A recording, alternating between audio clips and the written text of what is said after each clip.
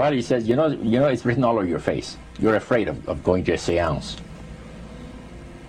But he says, I know you. He says, you're going to come. And then he started telling me how brave I was when I was aboard ship, you know, different things. He says, you're not the same man, you're changed. You're chicken. That's all I needed to hear. I said, when do we go to a seance? So one Saturday evening, we were in the place. It was the first time, very beautiful place. The medium was a lady. She had a gorgeous new home in Montreal. And there were about 20 invited guests there, which I was one of them. And she communicated with the spirits for different people there. And telling them what the spirit said. One man said, I would like to talk to my friend that died 6 months ago. But I don't want him to appear. Just want to talk to him. Because he says, I don't trust you talking to my friend for me. So the medium says, let me inquire of the spirit. Yeah, the spirit will talk with you. And that big masculine voice was heard in the place. It says, hi, Frank. It's nice of you to ask for me to talk with you. And they had a little chat. And after it was over, Frank says, this is the greatest thing on earth, to be able to talk with the spirits of the dead. Then the medium said, we have a very special surprise tonight for you people. A spirit will manifest itself openly here in a few minutes. And it's like a big gust of wind hit the building. And right through the wall. Now the lights weren't terribly bright, but they were like living room lights. A couple of floor lamps and maybe some of these.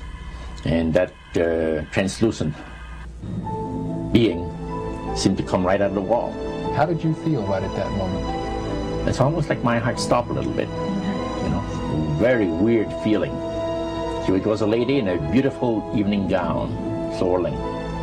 And she said to Mary, my dear sister, you are so wonderful to have asked for me. And Mary fainted and fell right off her chair on the floor. And a couple of guys jumped up and picked her up, and spirit gone. And that was the beginning of it. That's how you got into it. Yeah, that's the way I got into it. After a while, you see, there's something interesting about the human mind. You can adjust an awful lot of stuff. You can adjust to a lot of things that would terrify you to begin with. After a while, they become common and ordinary. So you mean contact with the supernatural can become commonplace and ordinary and doesn't bother anybody? Yeah. In other words, the more that you do it, you're not uncomfortable. That's right. It's just not an uneasy feeling. Yeah. So how did you feel about it? Then I got into a secret society that worshiped the spirits, you see. Well, how is that different from the seance, Roger? It happens that the seance are not involving in many ways. But when you get into a secret society of spirit worshippers, then, and especially when you're invited there by the direction of the higher-ups in the spirit world, you never get out of there alive. And this is exactly what my friend and I were up against. We didn't know anything about. And there was a very, very popular big band leader. Jazz musician? Band, yeah, very famous. And one night we went to one of these seances, and he was with his wife. So Roger, you're at this restaurant. What happened? We sat there, and we had our favorite alcoholic beverages, you know. And as we talked,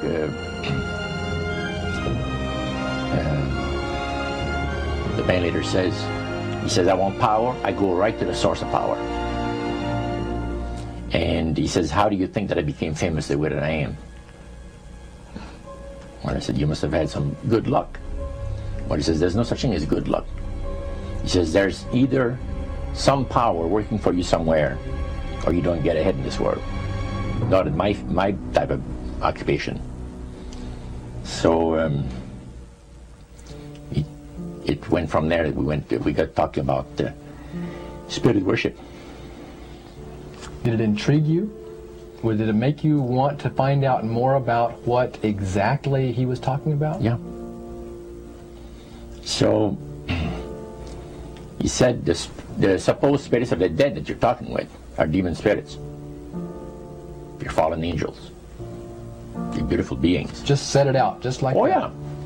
yeah. It didn't make you uneasy when he said they were Well, demons? it shocked you a little bit, something that you first hear mentioned to you. He said, you guys have got a great future ahead of you.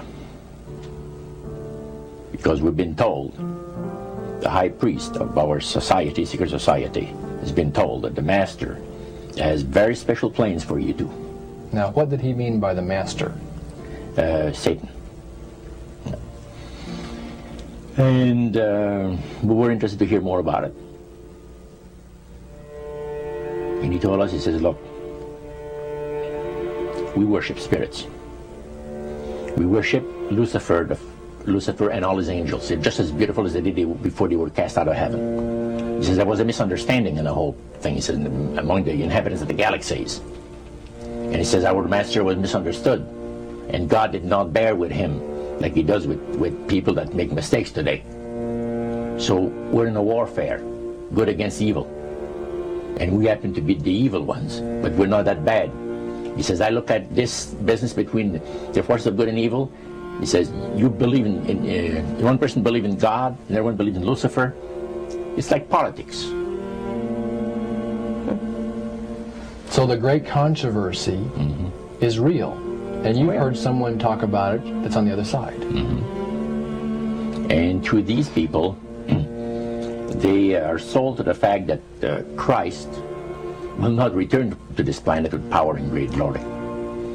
He's going to abdicate all claims to the planet, because the high priest once said that Christ will abdicate all claims to the planet because he knows that it is lawfully and rightfully Satan's. And at that time, he says, so the priest says, well, now, he says, for those of you that are new, let me tell you that this is the most feasible way, he says, to please the spirits. It's to deride Christ and his people, and his church and all that. So they sing out of Christian hymnals. They didn't sing Christian words to the hymns, however. Well, they changed a lot of them. Yeah, and not for it's a form of blasphemy. Yeah. Such as you see today in the rock music world. You see the entertainers, they have these crosses. The ladies got earrings, crosses. The guys got crosses. This is a form of blasphemy, a form of deriding Christ. You see, spirits cause the people to do that, to find pleasure in wearing this type of emblem, which is the cross is the emblem of the crucifixion of Christ for the Christians. Better to reign in hell than serve in heaven, is that it? Why not? I'm here on the ground with my nose in it since the whole thing began. I've nurtured every sensation man has been inspired to have. I cared about what he wanted, and I never judged him. Why? Because I never rejected him. In spite of all his imperfections, I'm a fan of man. I'm a humanist. Maybe the last humanist.